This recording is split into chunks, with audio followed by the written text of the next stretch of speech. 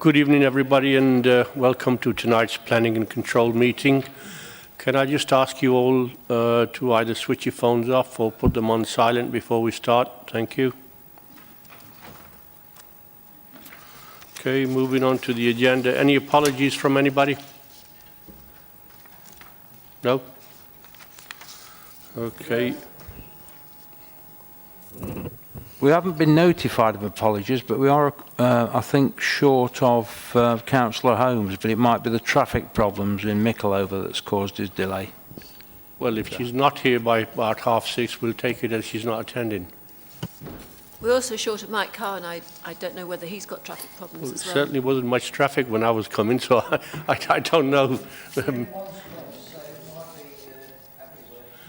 All right then, Harvey, seeing as you've spoke, I'll believe you. Right, okay. Right, late items to be introduced by me actually is just...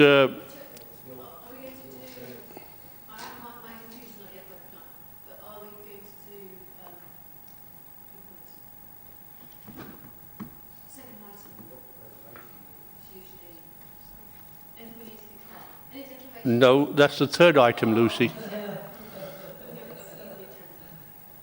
Can I carry on now? Okay, thank you very much. I can't do much without your permission, Lucy. Right, late item to be introduced. Well, it's just informative, actually. You've probably all seen the email that Ian sent regarding the presentation by you, Richards. So if anybody who wasn't there or anybody has any questions, feel free to either email or give Ian a ring. And just to please Lucy, declarations of interest, anybody? Chair, thank you very much. Yeah, the second item on Middleton Avenue is close to, but doesn't actually abut my father's house. He has not expressed any opinion to me one way or the other about the application. And the advice I have is that I don't need to declare an interest, but I just thought people should be aware. Thank you. Is that okay, Stephen? Yeah. That's perfectly fine, thank you. Thank you. Item 4, minutes of the meeting held on the 16th of December 2021. Somebody like to move it? Seconder? Thank you. Item 5, meetings of the Conservation and Heritage Advisory Committee, which was held on the 2nd of December 2021. Everybody okay with that? Anybody want to move it? Seconder? Thank you. Item 6, which is applications to be considered tonight. And the first one we have is pages 1 to 12, 78 Harrison Street. And to tell us about this, it's Ian. Thank you, Chair, and good evening, everybody. In terms of housekeeping items, Councillor Kerr pointed out that bedroom 4 on page 1 is omitted from the list, and that's at first floor level, and it should be on the list within the description on page 1. In terms of the proposal before us, it's been amended during its life. Bedroom 5 is to be a single occupancy room. There's been the removal of on-site car parking and the inclusion of rear cycle parking. The report's pretty clear on all issues, Chair, in terms of the proposal, the amended proposal, the fallback position in terms of what could be a permitted development house in multiple occupation, the position of Highways Development Control, and I won't say anything more about it, Chair, and I will just pass straight on to the speakers. You've got Councillors Atwell and Bonser. Thank you. Thank you, Ian. Councillor Atwell, welcome. Thank you, Chair, and members of the Planning Committee for allowing me to talk on this application and for allowing me to portray the feelings of myself and those of my ward residents in its reference is the same. There are, as you know, as you may appreciate, feelings of unease, distress, alarm and grave concern in regards to the creation of a HMO of such high occupancy in what is predominantly a single dwelling property designed for a small family and what can only be described as a quiet residential community focused green and leafy inner city peaceful cul-de-sac full of families. I know the planning committee is not required to be mindful of such reasoning, unfortunately, but I will try and advocate on grounds that they're relevant to your consideration and sincerely hope that some mindful considerations are given to those reasons in objections to creation of a HMO at 78 Harrison Street.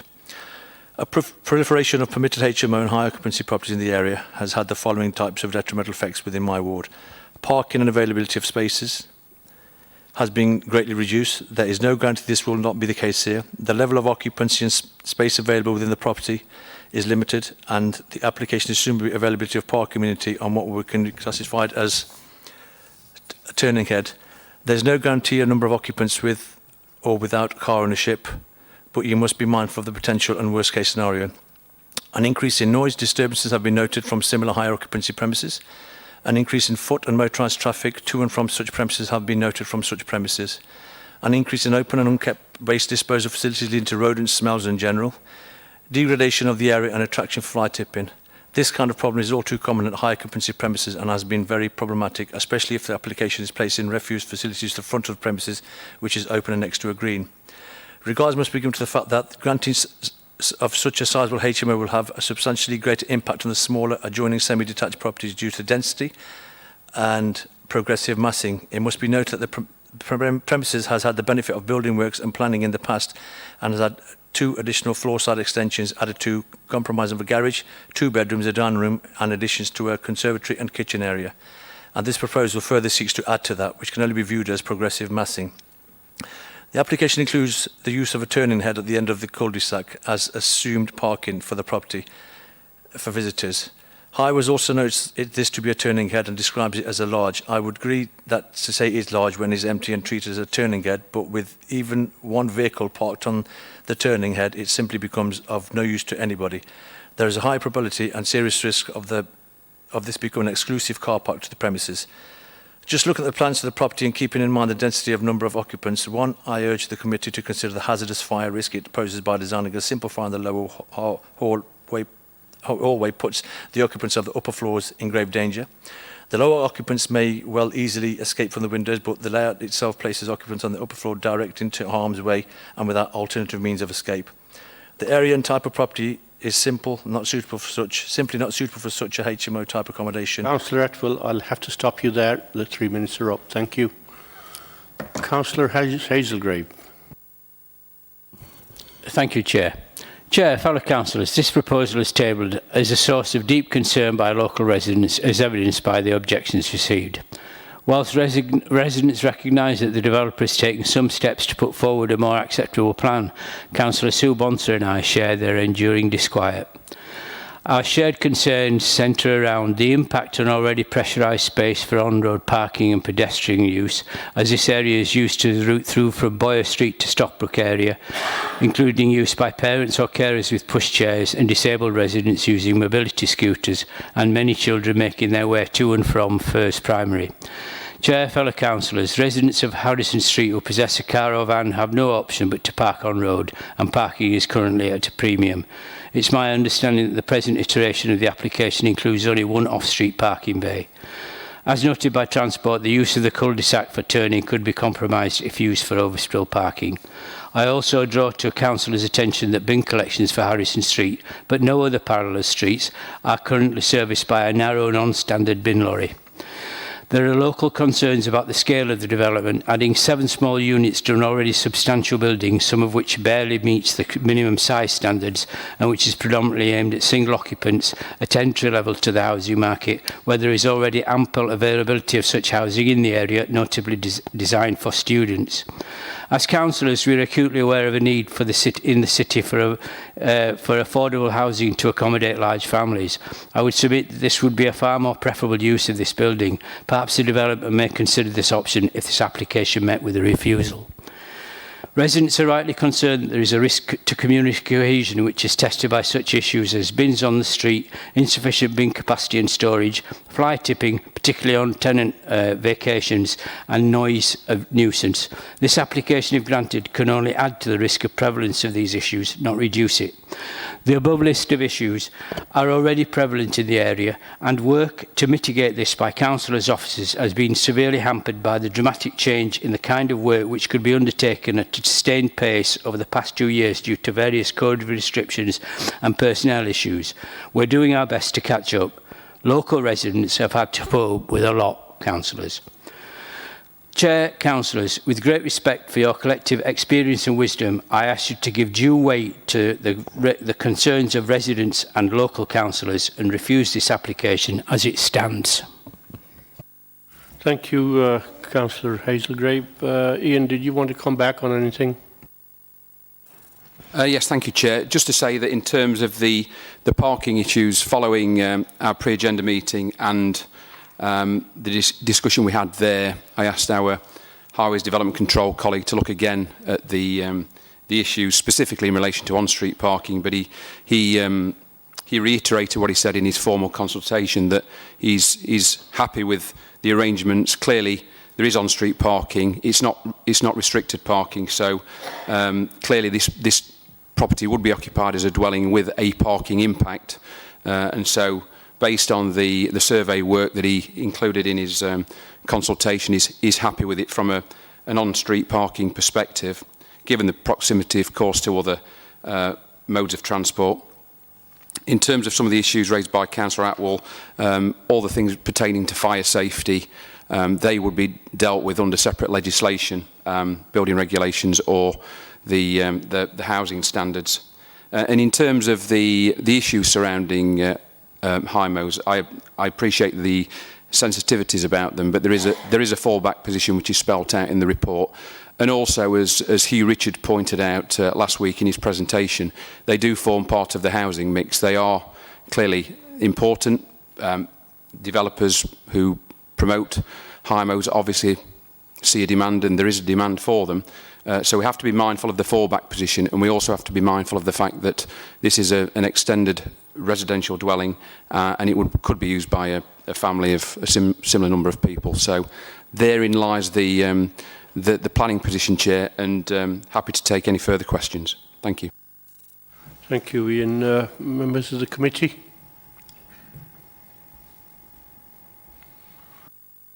Councillor Potter and then Councillor Kerr. Thanks, Chair. Well, here we go again.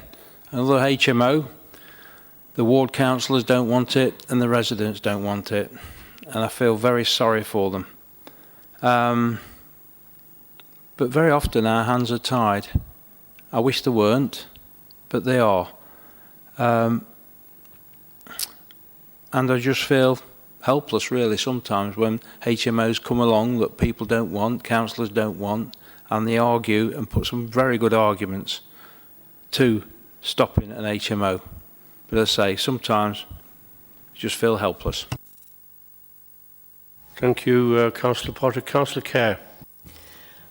It's the full report, Chair, as you know, explains that this could be an HMO, but not quite as large, without any requirement to come to us at planning.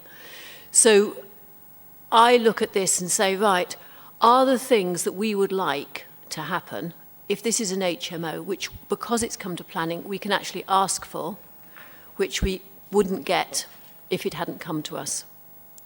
And I think that is the least worst position we could look at. And the things that I'm thinking about is, first of all, the parking, because parking, even if it is only 2 or 3 vehicles, parking will make an impact in the area. And directly opposite this, there is actually a car park, which I believe is linked to the little block of flats opposite. I think it's numbers 93 to 107. I don't often go past this location in the evenings, and it may be that by the evening time that car park is full, but during the day it rarely has more than 1 or 2 vehicles in it, if that. And could we put an informative note on this to encourage the applicant to get in contact with the owner and see if they can come to an arrangement by which some of that car parking, if not fully utilised, could be used by this HMO, because that would get 1 or 2 cars potentially off the street. That's the first point. The second point is the cycle parking, and we had the plan earlier which shows the cycle parking in the back garden.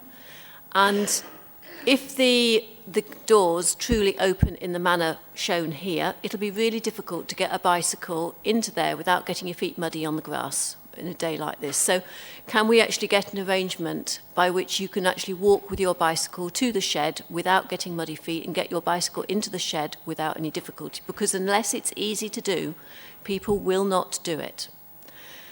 And that is just human nature. The third thing is the parking at the front, where there may be one parking space or there may be no parking spaces, and I would like clarity on that.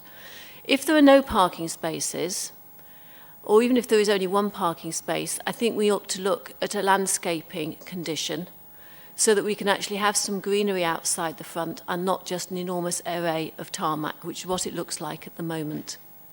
And that at least would soften the impact for neighbours and people walking past and make it look more attractive. So that's the third thing, which is the landscaping condition.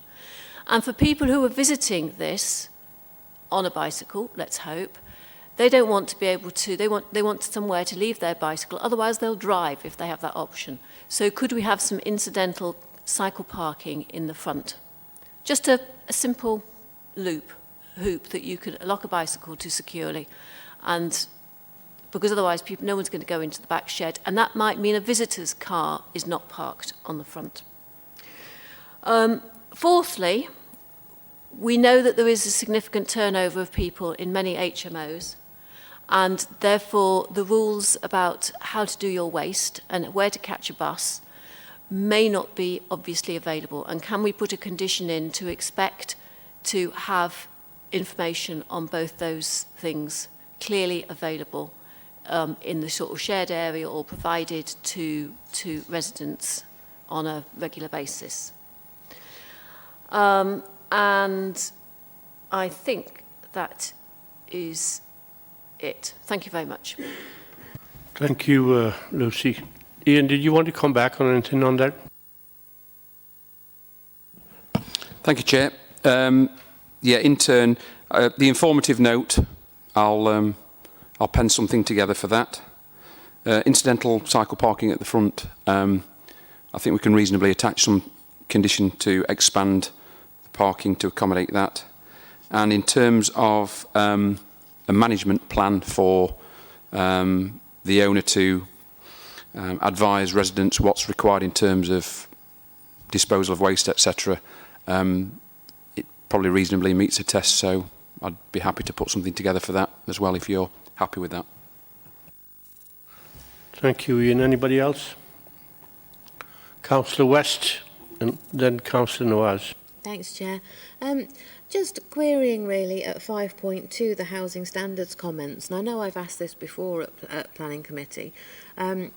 We've gone out seemingly to get comments from housing standards. They've made a comment that 3 of the ground floor rooms are potentially not big enough to be regarded as self-contained units, and that first floor bedroom 5 is shown as being for 2 people and does not meet the size standards, the minimum room size for a 2-person room. And I can't remember what the answer I got last time was as to why we might be able to allow that when housing standards say that's not of a decent size. But I'd like an answer on that, because that doesn't seem that we should be granting it.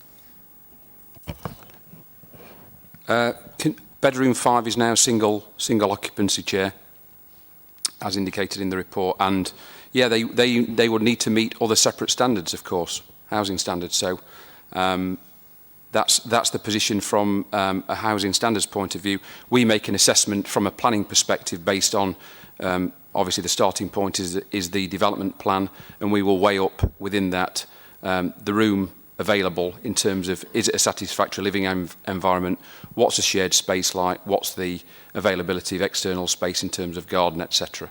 So housing standards predominantly centres on the square meterage and those elements and things like LACOR's fire safety guidance and things like that. And ours is a wider assessment of the location of the building, is it close to amenities, is it in a sustainable location, what does it accommodate internally, and what's provided externally in terms of amenities, access to open space and access to on-site open space. Thank you, Chair. Thank you, Ian. Councillor Nawaz. Anybody else? Councillor Kerr again. No, just to ask about the landscape, my proposed landscaping condition. Yeah, I'll put something together, Chair, and before it goes out, I'll seek your approval and Councillor Kerr's approval also. Thank you, Ian. Well, look, my own view is sort of well documented in the past, and I don't begrudge investors from making money. I don't have anything against HIMOs itself, as long as they're in the right place, in the right location, and suitable for the surrounding residents. I think to convert a small house into 7 bedrooms and ask people to live there, as our officer mentioned, it's not our job to look at the meterage of the room, it is housing standards, and developers know this. So they make it bare minimum just to get past the housing standards regulations. And it's not really suitable for people to live in. It's people who are quite desperate for accommodation that move in there because they can't get anywhere else. I know Harrison Street, and the part of it is sort of very old. You're going back probably 120 years when it was built, and there's obviously some new parts built further. This is not the right type of area to put a 7-bedroom HIMO in. But as Councillor Potter said, our hands sometimes are tied by the threat of appeals and the fact that we haven't got sufficient grounds to turn them down. But my own opinion is that this is becoming a scourge, and it's affecting people's lives, those that live around there, those that live in the same street. To those of you that know this particular street, there are parking issues there already with Raven Street and people from Stockbrook Street parking their vehicles there. There is nothing to suggest, as Councillor Atwell said and somebody else said, that 7 residents will have 7 cars.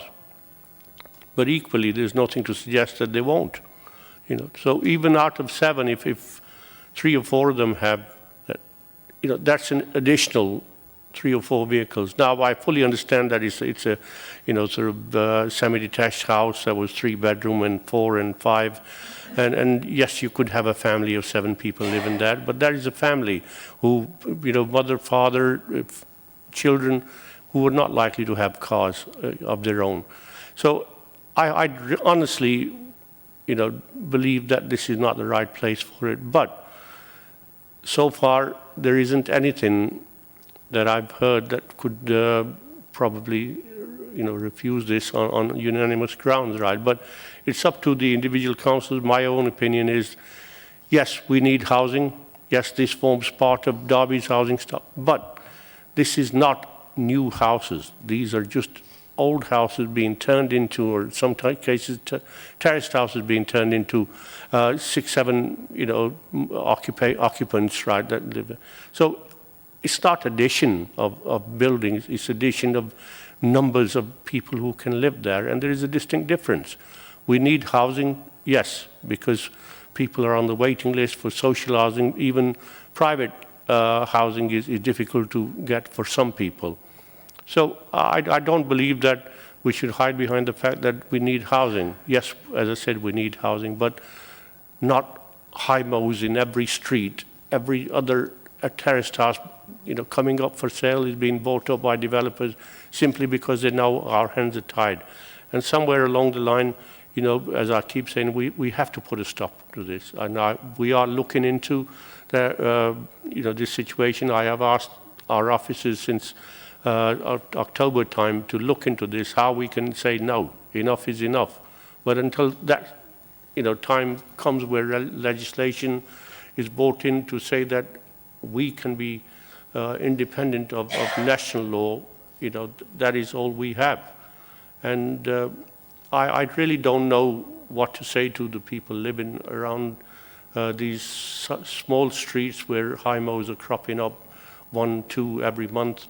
and it's a bane of their lives, you know, but until something comes along that we can help our residents by saying, no, I'm afraid we just have to stick to the rules as they are. And I really don't know what to say to these people who have to put up with these, other than the fact that I personally feel, you know, sorry for them. So if there's nobody else want to comment on anything? Okay, moving to the vote then. Those of you who agree with the recommendation to grant permission? Chair, can I just confirm that that's with the amended conditions, additional conditions?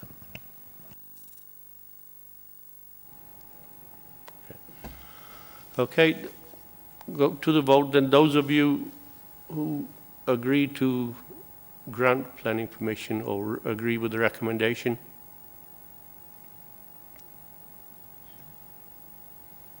One, Chair. Those of you against?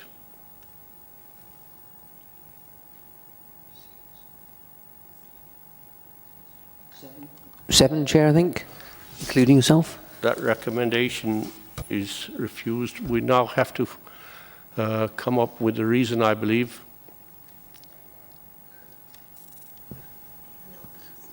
Yes, Chair. I mean, sort of, do you want to take a vote to, I think you need to come up with a recommendation, or a reason for refusal, and then vote on that, yes. Okay. That's for, obviously, for the members who voted. Sorry, I didn't hear you there. Sorry, Stephen. that's obviously for the members who voted against it to come up with the recommendation, or the reasons. Okay.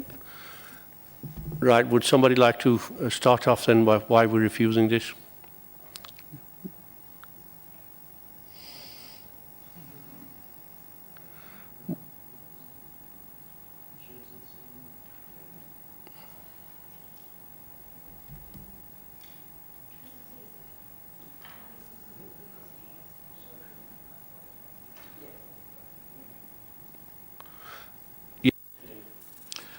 Well, given the nature of your debate, Chair, I'd suggest it's an issue of character, isn't it? Over-intensification of the property and its impact on the character of the wider area is what you were mainly focusing on, together with the parking issue. So that there was an appeal decision I reported last time where there were no parking objections, but there was an issue about the general inconvenience that the parking arrangement may cause. So whilst we haven't got any highways development control objections, then that could be thrown into the reason that the pressure on existing on-street parking would be exacerbated by this proposal, together with its impact on character and the intensification of that particular property. Yes, I agree with that, Ian. A lot of what you said was put in by the objectors on these grounds, and I think that's probably about the best reason that we can come up with, that it is over-intensification, it's not suitable for the location, and whether or not highways have an objection, there is still the issue of where these people are going to park, where they're going to put the bins, etc. One thing I would say, Chair, just as a general comment, is that we are now on the 20th of January. If this had come after the 25th of January, the fifth birthday of the development plan, then the tilted balance would be in effect here, insofar that we would have to be showing significant and demonstrable harm. And I think where we are now with this decision, we are just the right side of the birthday, as it were, because had it come to the February meeting, then it would be even more difficult to resist. So it's just so it's on your radar, but clearly the comments that you've made and the debate that you've had, I would suggest that character, over-intensification and pressure on parking are the three main strands of your argument. Thank you, and does everybody agree with that? Chair, do you want to put that to vote, sort of as regards those two reasons, so that we have it recorded? And then we'll obviously have to nominate a member to represent us at any appeal as well. Okay, would anybody like to volunteer? Okay, I'd suggest putting it to vote first and then dealing with the appeal. Okay, does everybody agree with what Ian said? Those of you in favour of that?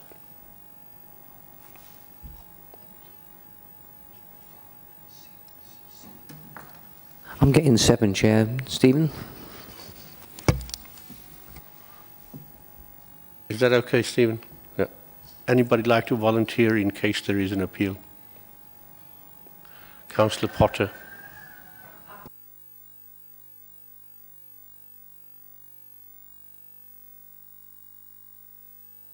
Okay, thank you for that.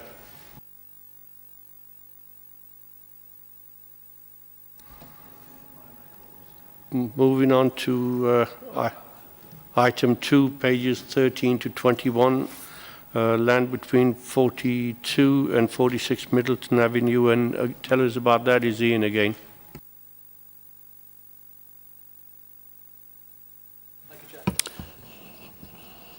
Yes, thank you, Chair. Not a great deal to add to this. You've seen this site before, been to committee before. Pitch roof, single dwelling with garage, granted permission. This is part retrospective. Deviations from the approved plan. We are now not considering, as per the previous application, the felling of a eucalyptus tree, which was covered by TPO, and all the associated payments to plant trees elsewhere has been carried out, so that's not part of the equation. There are no highways concerns here. It's just the position, the as-built position of the dwelling that's in play. And for the reasons in the report, Chair, given the scale, the eaves height, the ridge height, which are broadly akin to what was granted permission for, and the nature of the boundary treatment, we are promoting a positive recommendation. So I'll hand over to the speakers, Chair. Thank you, Ian. The first speaker is Mr. Job Heatons, is it? Thank you, Chair. Good evening, councillors. My name is Alex Job and I am the planning agent representing the applicant. The applicant and I welcome the officer's recommendation to grant planning permission and thank members for their time in considering the application. I consider the application to be a straightforward planning matter, and I was surprised when I was informed it would be heard at committee. The planning history is detailed fully in the officer's report, but I would like to emphasise that the development that forms the basis of this application has the same dimensions, the same external materials, and the same plans for strong boundary treatments as previously approved by this committee in July 2020 and the subsequent condition discharge application. I note that there have been multiple objections received from neighbours that repeat comments made on the original approval. In this respect, I further agree with the case officer and do not consider that they raise any material planning considerations which have not already been considered by this committee. Thank you again for the opportunity to speak. Thank you there. I wished everybody would use up, his time like you do. Thank you. Next speaker is Miss Donahue, is it? Am I right?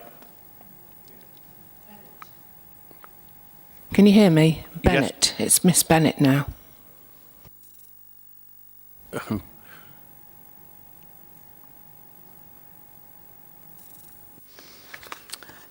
Hello. On the 2nd of September 21, my husband approached the builder from our garden and asked him how high he was going with the bungalow, as it didn't look like a bungalow. His reply was it's going to be the same as your neighbour's bungalow, that's 21 Seaheath Avenue, which is a chalet bungalow with 2 bedrooms and a bathroom upstairs. Alarm bells started ringing, seeing the size of the trusses on site. We got in touch with Lucy Kerr. Lucy came round and pointed out the trusses were the ones with roof space within the triangle. It was pointed out that the permitted development right to extend upwards had been removed by condition.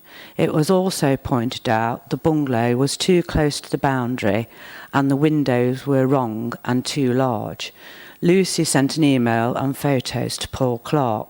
4th of September 21, the builder came round to our bungalow, 21B Heath Avenue, and said he had received an email from the planning office. He said he was about a foot too high with the blocks and brickwork, and he would have to submit new plans to the planning office. We believe he had no intention of sticking to the approved plans. The builder also sent a gentleman round to view our neighbour's bungalow, telling the gentleman the bungalow he was building would be the same, a chalet bungalow. No breeze blocks, brickwork were removed to reduce the height. The trusses were altered on site, not sure if this is permitted. 24th September, Paul Clark visited site. His findings were the eastern garden depth to the fence is 4.91 metres, whereas the plans suggest it should be 6.1 metres. The window openings are different. They are wider with higher sill heights. All windows appear different to the approved plans. The roof trusses have been altered with a bag of metal debris on site. Our main concerns are it's too close to the boundary, the windows are too large and too high, the bungalow is too high. Thought the whole point of getting planning permission was to stick to the plans, not just do what you want. Thank you. Thank you. Did Miss Donoghue want to speak? Yes, please. Okay.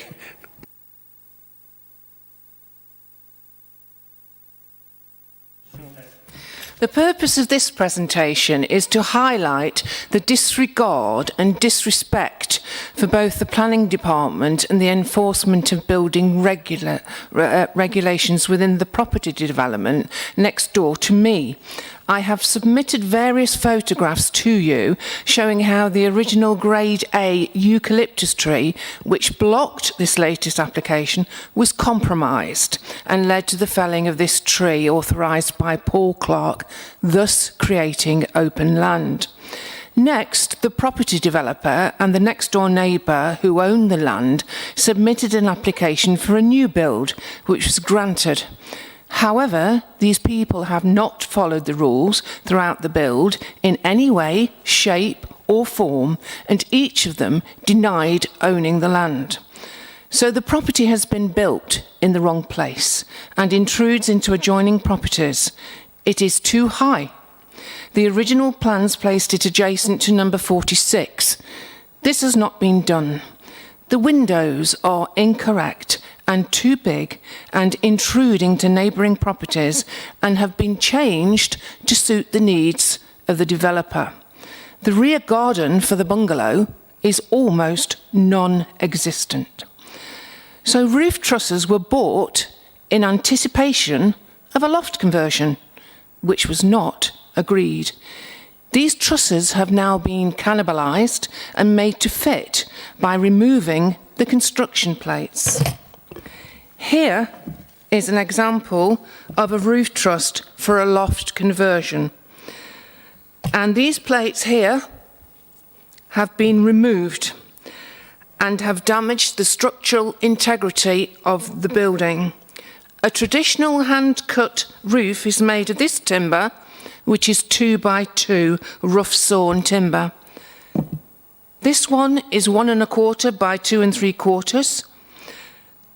And so the roof has no insurance certificate, and so the property cannot be sold.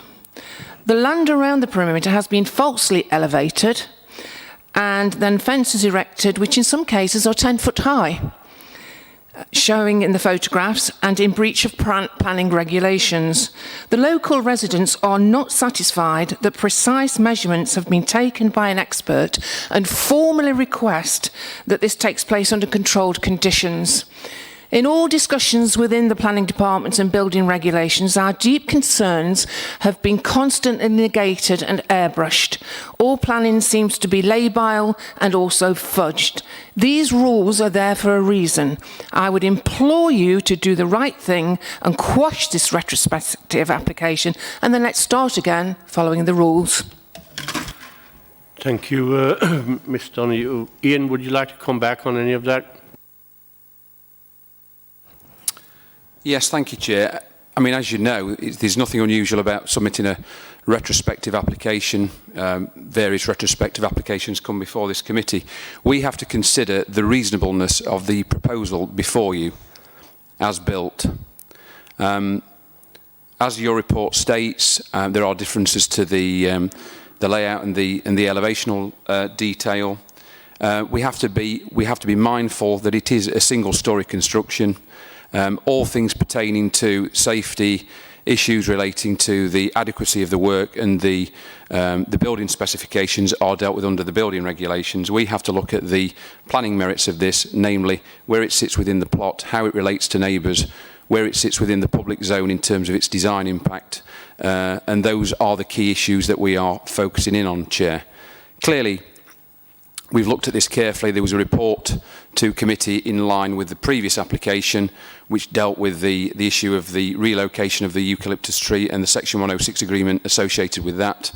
With this application, as has been indicated before our new enforcement officer arrived, Paul Clark did go out on site and do various measurements. So we have acted as part of our statutory duty to respond to enforcement complaints. We have investigated the situation. An application has been forthcoming. The builder stopped work on site, and we are considering this application as built. And for the reasons stated in your report, Chair, I don't think we could refuse permission for this. It wouldn't be defensible at appeal, and I think it's a reasonable proposal in its context. Thank you, Chair.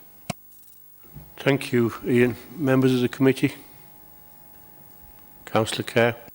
I'm not sure I've been mentioned in an objector's speech before, so I think that's a first for me. However, the comments I wanted to make were first to highlight the concerns about the land level, which the officer's report doesn't seem to refer to.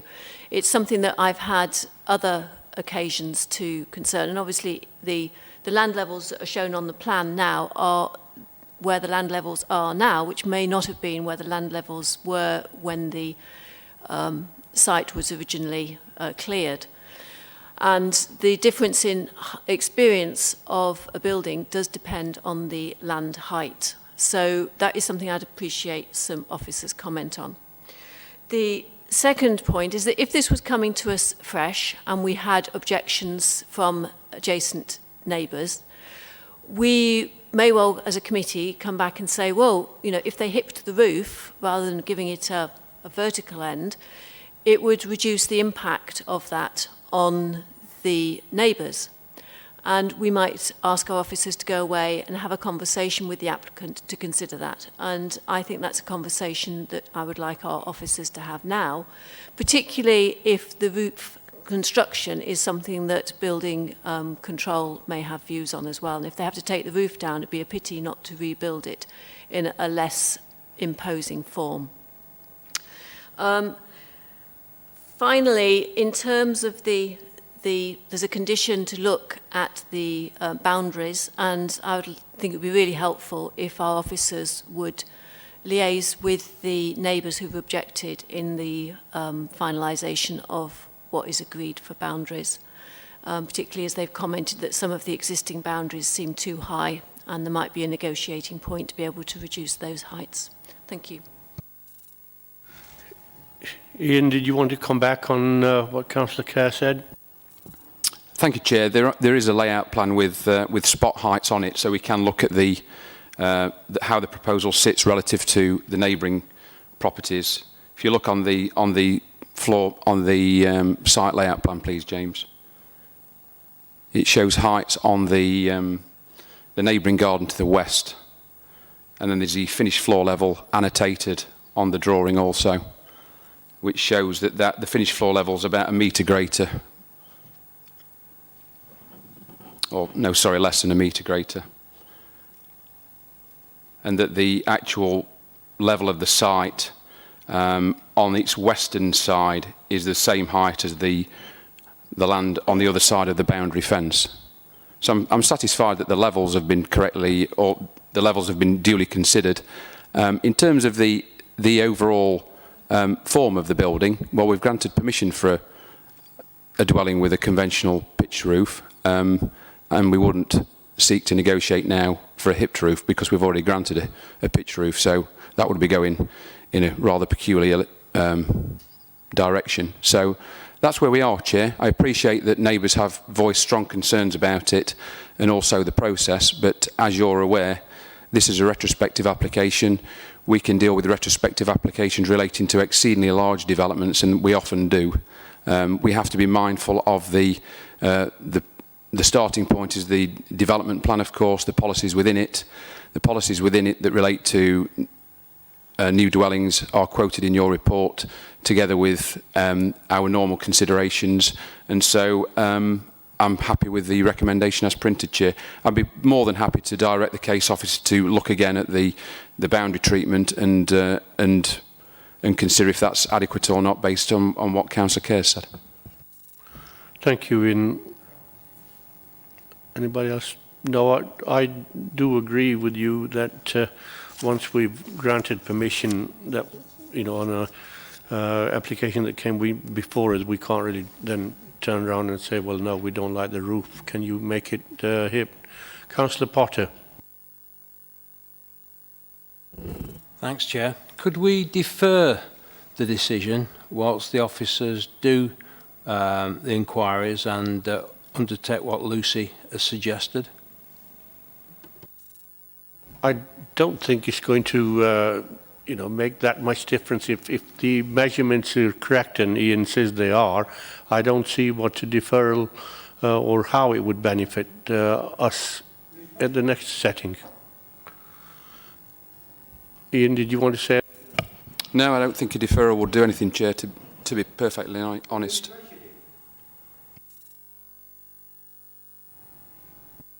It's obviously been measured by the officers. Would anybody like to say anything? Any members of the committee? Okay. Yes, Paul Clark's been to site. Okay. Okay, those in favour of the... Chair, I should just come in. Sort of, obviously, there's been a proposal for deferral. I don't know if anybody wants to second that, and then sort of take a vote on that. Councillor Kerr. I'm happy to second. Okay. All those in favour of a deferral then?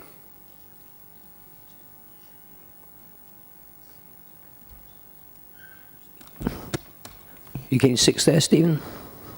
Okay. In that case... Sorry, those against?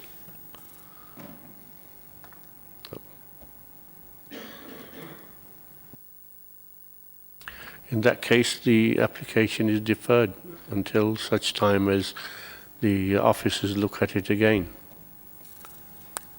Not wishing to sound like a stuck record, Chair, but when it comes back to committee, the report will be different because the tilted balance will be in play.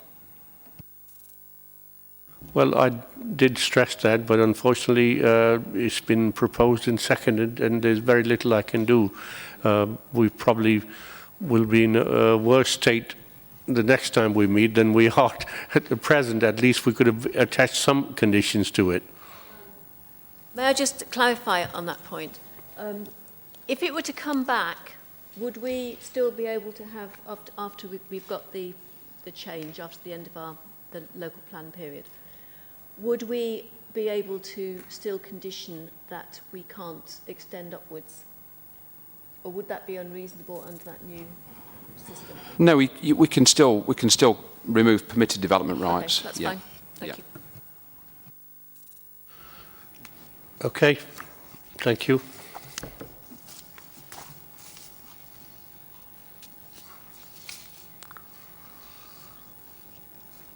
Moving on to item 7, potential future site visits. Thank you, Chair. First one is the light alloy foundry site on Osmaston Road, erection of 9 buildings, all clearly visible from the public domain.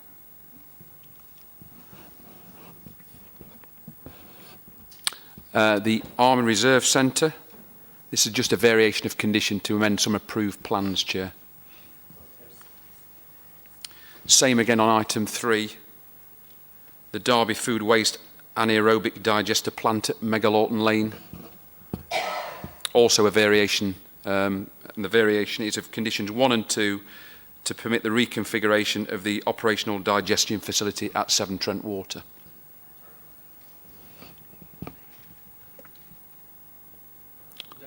That's it. Well, there's another one. There's Smart Park, former Selenese site down in Spondon. That's a variation of condition 11. That's relating to an updated flood risk modelling exercise that's taking place under condition 11.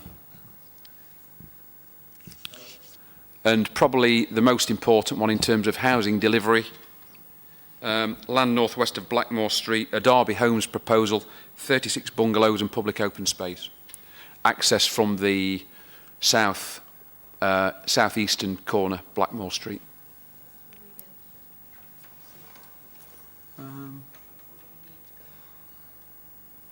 You could see it from the access, but if you want to go to site, that's entirely up to you. Yeah. Yeah, Chair, Yeah. if we're able to, I think that would be useful. Yeah, that's fine. That's it, Chair. Well, thank you very much, everybody, and have a safe journey home. Thank you.